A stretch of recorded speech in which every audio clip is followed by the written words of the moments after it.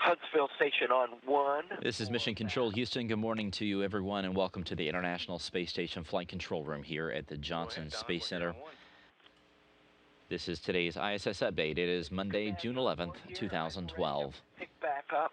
The crew on board the space station is busy working on a series of experiments and routine maintenance work.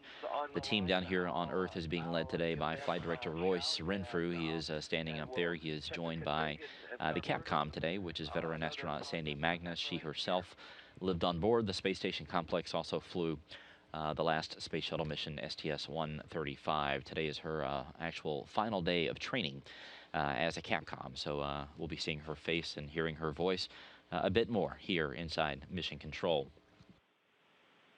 Today, the three Russian crew members, including Oleg Kononenko, Gennady Padalka, and Sergei Revin, are spending some time observing Russia Day, which is a holiday for our colleagues in Russia that recognizes national pride and social and economic achievements throughout history. Of course, there are many from that nation, the space program, not the least of which gets recognized on Russia Day. Joe Akaba, one of the flight engineers on board, is performing a quarterly inspection of one of the onboard treadmills. Those treadmills are an important piece of equipment for the crew to use each and every day.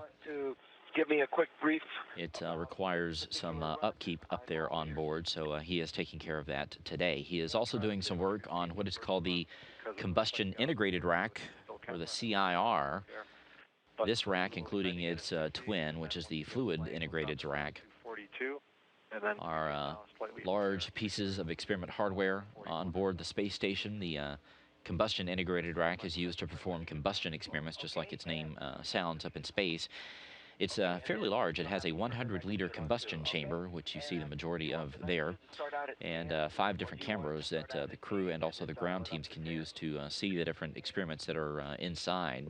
I'll just leave it at the maximum of 10. The crew actually helps maintain the racks and the fuel bottles, which are mounted down below, that provide the fuel to burn inside the rack, but the actual experiments themselves are run from the ground, so they're remote controlled.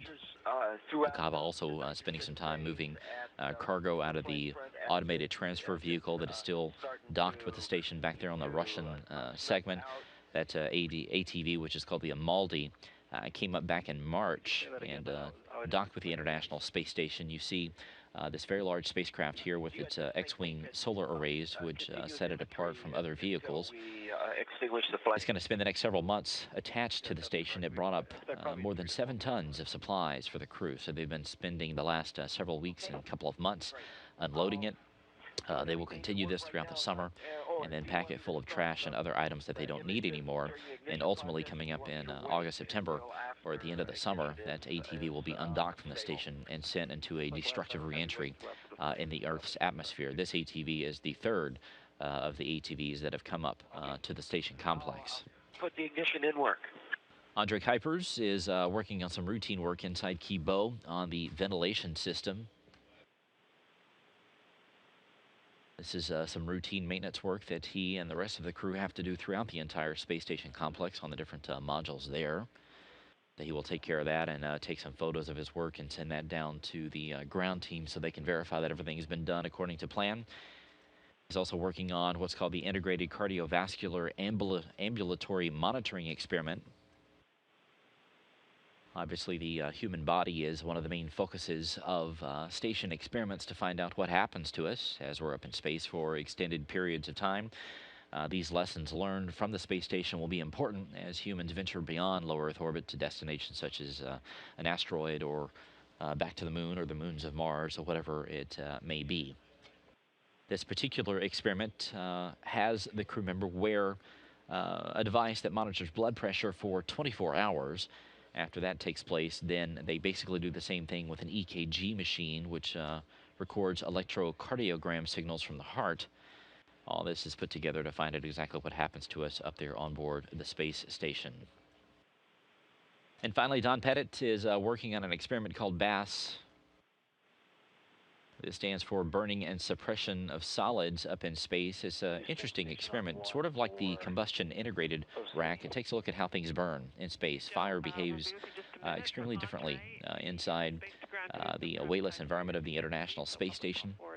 What BASS actually takes a look at is how do you extinguish fires up in space? Because the accepted theory is that here on Earth, the way a flame behaves, that you aim the fire suppression or the extinguisher down at the base of the flame, which is where the flame is basically created, and also serves as its stabilization point. But that may be a bit different up in space.